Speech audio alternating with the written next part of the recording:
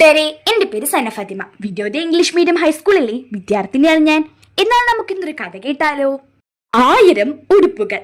100 വർഷം മുമ്പ് റഷ്യയിലെ സരാധോവ് എന്ന ഗ്രാമത്തിൽ ഒരു കൃഷിക്കാരനും ഭാര്യയും താമസിച്ചിരുന്നു. ഒരു മഞ്ഞുകാലത്ത് അവർക്കൊരു മകൾ പിറന്നു. നീല കണ്ണുകളും സ്വർണ്ണ തലമുടിയുമുള്ള മിടുക്കി കുട്ടി. അവർ അവൾക്ക് എലീന എന്നു പേരിട്ടു. കുഞ്ഞുനാൾ മുതലേ എലീനയ്ക്ക് ഏറ്റവും ഇഷ്ടം വസ്ത്രങ്ങളോടായിരുന്നു. അല്പം വലുതായപ്പോൾ മുതൽ എലീന അച്ഛനും അമ്മയും വാങ്ങിക്കൊടുത്ത എല്ലാ ഉടുപ്പുകളും സൂക്ഷിച്ചു വെക്കാൻ തുടങ്ങി. അവളുടെ ഇഷ്ടം അറിയാവുന്നത് കൊണ്ട് തന്നെ എല്ലാ പിറന്നാളിനും എല്ലാവരും അവൾക്ക് സമ്മാനമായി കൊടുക്കുന്നത് ഉടുപ്പുകളാണ്. അങ്ങനെ എലീനയുടെ 10ാമത്തെ പിറന്നാൾ എടുത്തു. എലീന അലമാര തുറന്ന് ഉടുപ്പുകളെല്ലാം എണ്ണി. 995, 996, 997. അയ്യടാ, മൊത്തം 997 ഉടുപ്പുകൾ. ഈ പിറന്നാളിന് അച്ഛനും അമ്മയും ഓരോ ഉടുപ്പ് സമ്മാനം തരും. പിന്നെ ക്ഷണിച്ചിരിക്കുന്ന അതിഥികളും എന്തെങ്കിലും തരാതെ ഇരിക്കില്ല. അതോടെ തനിക്ക് 1000 ഉടുപ്പുകളായി.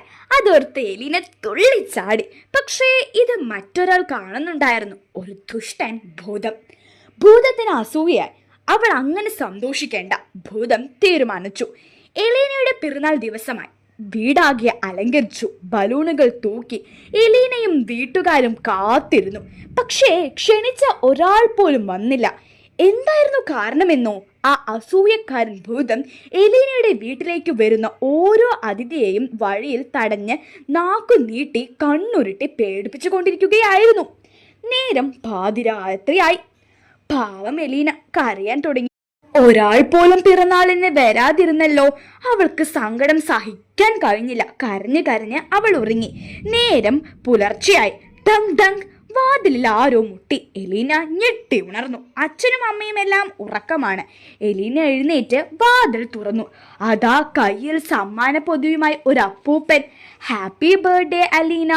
അപ്പൂപ്പൻ അവൾക്ക് സമ്മാനം കൊടുത്തു. തുറന്നു നോക്കൂ, അപ്പൂപ്പൻ പറഞ്ഞു. അവളത് തുറന്നു. സ്വർണ്ണ നൂലുകളാൽ തുന്നിയ ഒരു ഉടുപ്പ്. എലീന, നിന്റെ പിറന്നാളിന് വന്ന അതിഥികളെല്ലാം ഓടിച്ചത് ഒരു ദുഷ്ടൻ ഭൂതമാണ്, അപ്പൂപ്പൻ പറഞ്ഞു. അപ്പോൾ അപ്പൂപ്പൻ എങ്ങനെ വന്നു? എലീന ചോദിച്ചു. ഞാനോ? ഞാൻ ഭൂതത്തെ ഒന്നും പേടിക്കില്ല. ഞാൻ ഭൂതത്തെ പിടിച്ച് കെട്ടി. ധാ നോക്ക്. അപ്പൂപ്പൻ മുറ്റത്തേക്ക് കൈ ചൂണ്ടി കാണിച്ചു കൊടുത്തു. അതാ മുറ്റത്ത് മാനുകൾ വലിക്കുന്ന ഒരു വണ്ടി. അതിൻ്റെ പിന്നിൽ ഭൂതത്തെ പിടിച്ചു കെട്ടിയിരിക്കുന്നു. ഇനി ആരെയും ഈ ഭൂതം ഉപദ്രവിക്കില്ല.